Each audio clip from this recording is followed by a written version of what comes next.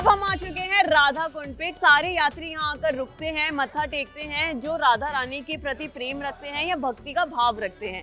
काफी लोग यहाँ पर आकर स्नान भी लेते हैं, जैसे आप मेरे पीछे देख रहे होंगे।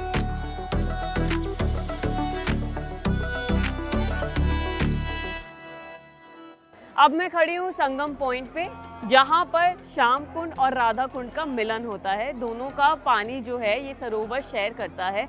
यहाँ मथुरा में जैसे कंस का वध किया, गोकुल में पूतना का वध किया है, उसी प्रकार से यहाँ भगवान ने अरिष्टासुर का वध किया था। तो अरिष्टासुर था वो मायावी था, सांड का रूप चेंज करता था और भगवान यहाँ गौ चराते थे। तो कंस ने उनको भेजा कि भगवान वहाँ गौ चराते हैं, आप रूप चेंज करते हैं, तो गौओं में सांड का रूप धारण करके आप जाइए, भगवान का वध करके आइए। तो भगवान यहाँ गौ चरा रहे थे। तो भगवान जब गौ चरा रहे थे तो यहाँ सब ग्वाल वाल जो है क्या वो सांड गौओं में मिल करके मारने के लिए आया। तो सब ग्वाल वालों ने देखा वो सब गौओं को मार रहा था और सब ग्वाल वाल भगवान के पास में बोले, बोल कृष्ण ये सब गौओं में एक सांड रूप है और वो सब गौओं को मार रहा है। तो भगवान यहाँ आए, उन्होंने देखा तो उन्होंने उसको पहचान लिया, तो वो सांड का रूप था उसका।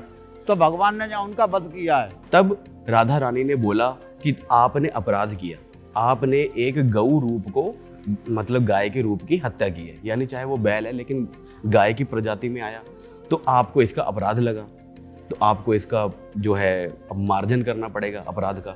तब उन्होंने कहा मैं कैसे करूं? वो बोली कि सभी जितनी भी तीर्थ स्थलियाँ हैं, पवित्र नदियाँ, उन सब में आपको पवित्र नदियों के जल में स्नान करना पड़ेगा। तब भगवान ने बोला कि मुझको जाने की आवश्यकता नहीं है, सभी पवित्र नदियाँ यहीं पर ही प्रकट हो जाएंगी। तब भगवान ने वहाँ पर जो है अपनी बांसुरी से ही वो खड्डा खोदा और सभी नदियाँ वहाँ पर जो हैं आ गई। तो भगवान ने वहाँ पर स्नान किया, उसको बोलते श्याम कुंड। तो जब श्याम कुंड बन गया तब भगवान ने वहाँ पर जो है स्नान किया और बोले कि मैं तो जो हूँ अभी अपने सभी अपराधों से मुक्त हो गया। यहाँ जितने भी लोग आते हैं वो ज्यादातर राधा कुंड में स्नान करना चाहते हैं इंस्टेड ऑफ श्याम कुंड। उसकी वजह हमें पता चली, आपको भी सुनाते हैं। राधा रानी बोली आपका तो कृष्ण पापी जल है, आपने गौ हत्या किया है, हम आपके जल में स्नान नहीं करेंगे, हम अपना अलग कुंड बनाएंगे तो अपना जल में स्नान करेंगे। तो राधा जी ने कंगन से कुंड बनाया। तो राधा रानी बोली आपके जल में से हम जल नहीं लेंगे, आपका पापी जल है।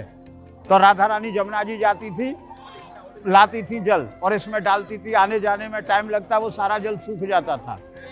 तो भगवान ने दोनों कुंडों का मिलन किया है, तब कृष्ण कुंड में से राधा कुंड में जल आया है, तब राधा रानी ने स्नान किया है।